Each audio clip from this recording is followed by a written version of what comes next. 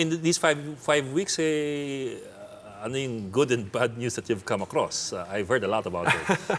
Well, 1.3 billion pesos was turned over to us by the previous administration. But after the first week, upon all the review and assessment, we realized that the 1.3 billion has already been obligated and allocated for payables, debt servicing, contracts, and all these other things that the city has to pay. So in reality, my hands are tied up to the end of the year. In Until fact, you have your own budget. if you total all the expenses that will come in from July up to the end of the year, the 1.3 billion is actually not enough. We may end up with a 100 million peso deficit. And the figures that we're talking about are not figures which we made up. These are actually from the local finance committee of the city government. So you're talking about the city accountant, the city treasurer, and the budget officer.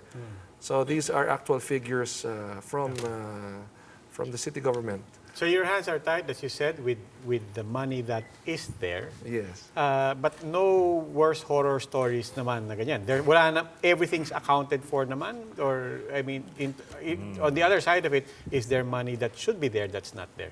Well, just this afternoon, I visited Chairman Mike Aguinaldo of the Commission on Audit because actually he was out of the country the past few days.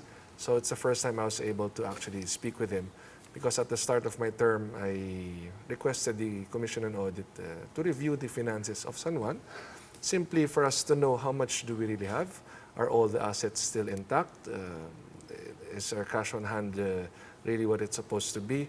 Because yes, documents and contracts were turned over to us, but they are incomplete, so we have to actually fill in the gaps on our own. It's good that I have a team that's handling this, but of course each and every day we discover something new.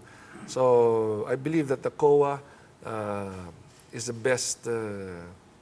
Pero wala pang sagot yung COA. No, not yet. Met kanina, Not yet. We sabi just met. Actually, I've requested it from them, but I paid a courtesy call to the chairman earlier.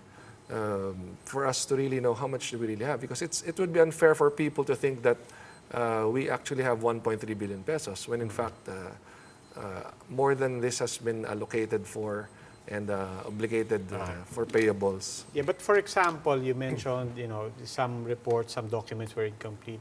For example, what are some things that you would expect to be there but that is not there? Okay, an example. June 28, almost 90 million pesos worth of hospital equipment for the San Juan Medical Center were paid for by the previous administration. So this was data we received from the local finance committee. So upon review, I did an ocular inspection in the San Juan Medical Center, and we saw that most of these equipment were still in crates. They have been unopened and unused, because how can you use them when in fact the San Juan Medical Center is not yet completed? I'm talking about the major renovation which the previous administration loaned 500 million pesos for. How can you actually pay for equipment that, one, they have not been inspected, they're not even used. Under COA rules, Hindi pa na-unbox, you ika nga. cannot actually pay for these. And much worse, the warranty is already starting, even if the equipment aren't even used yet. So on paper, it would declare that the San Juan Medical Center had received these equipment and they've actually been paid for. But upon ocular inspection, you see that they're just in one corner of the hospital. But they're there. They're there, yes. But have they been tested? I don't think so, because they're actually sealed in crates. How can they be tested if the rooms or the facilities where they're supposed to be installed in are not even completed yet? So that's just an example. Where is this audit going? Are you contemplating filing charges, administrative or criminal? Well, or you will leave that to other agencies? I will leave that to other agencies. Like COA. I don't want people to think that I'm doing this because of vengeance or because of any political motive.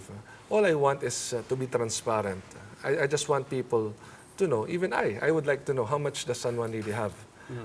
Where are all our assets? On paper, you will find them, but in reality, where are they? The budget that we have, the supposed 1.3 billion, how much can we actually use?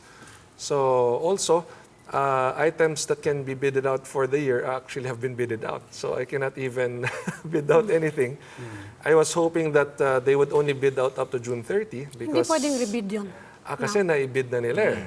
So, technically, every quarter ka lang dapat magbibid for items such as supplies because hindi mo naman gagamitin yung supplies hanggang end of the year, di ba? Pwede naman quarterly mo ibid.